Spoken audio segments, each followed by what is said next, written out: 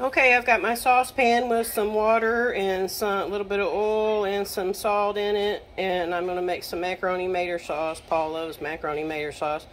I always put the spoon over the top. That's a Mama Bear tip. I think I've told you that before. It keeps the water from boiling over if I walk away and forget it. I'm going to use the large shell noodles today. Paul likes them because they hold the tomato sauce in them. I use any kind of noodles I have on hand for macaroni mater sauce, but he likes the ones that hold quite a bit of sauce in them. Bought a couple of pork loins last week and got them cut up and put in the packages. I guess I should have videoed that too. I always forget.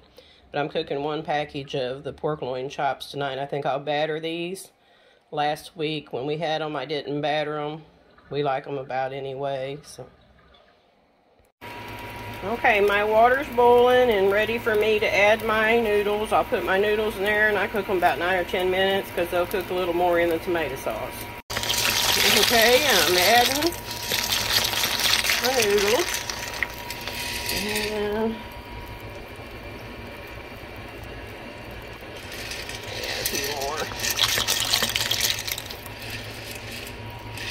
And I'll boil those, like I said, 9 or 10 minutes. I'm proud it's gardening season because I'm out of my home canned tomato sauce and tomatoes, so it'll be great value today. That'll work. Noodles are boiling and the timer is set. I know a lot of folks are not fans of spinach, but we like spinach. I'm cooking some beans and spinach and macaroni mater sauce and maybe some mashed potatoes, I haven't decided yet, and some the pork loin. Okay, my noodles are done and I'm going to drain them. I've got my strainer set down in a bowl here, that way it'll catch my pasta water. Because I use it as a thickener in it, I like to add some of it back to it with my tomato sauce for my macaroni and mater sauce. So that saves it in a clean bowl under there for me. So there's that pasta water that I saved back. I won't use it all, but I'll use some of it. There's my noodles. I'm rinsing them with some cold water. Kind of stop the cooking process. They'll cook a little bit more in that tomato sauce, but I don't want them to be soggy. Got me some tomato sauce in my pan, and I'm about to add some of that pasta water back to it to thicken it a little. And then I'll add them noodles. Okay, I got those noodles added back to that tomato sauce and liquid. I got a little bit of salt and pepper in them. That's about all I do for macaroni mater sauce. They're good just like they are, so I'll let these cook maybe 10 minutes, just on low, just really enough to let everything all marry together and get thick.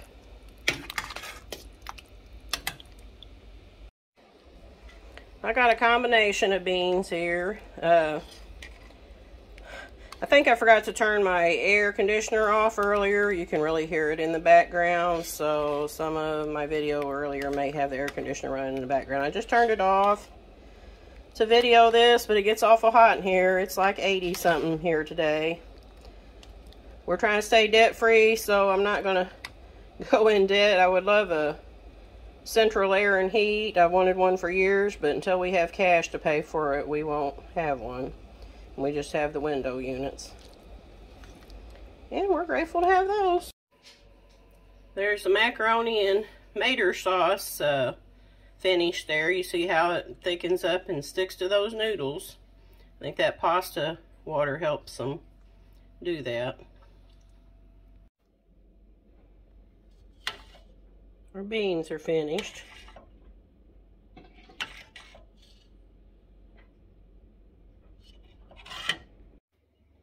Okay, I've got my pork loin chops seasoned. I seasoned them with some sea salt and with some paprika and some pepper.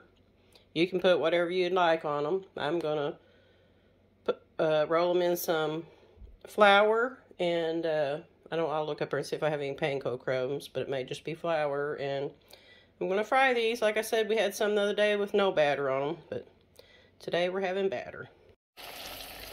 Okay, folks. I've got that grease hot. As you see, when I'm putting them in there, they're sizzling. That's what you want. I've just put these in this flour mixture. I didn't have any panko crumbs, so flour and salt and pepper and paprika, and I did put a little bit of strawberry seasoning in it, but you can put whatever you want in it. And I'll just flip them over and get both sides well and put them in that pan and cook them on each side till they're done. This is them with the flour on them.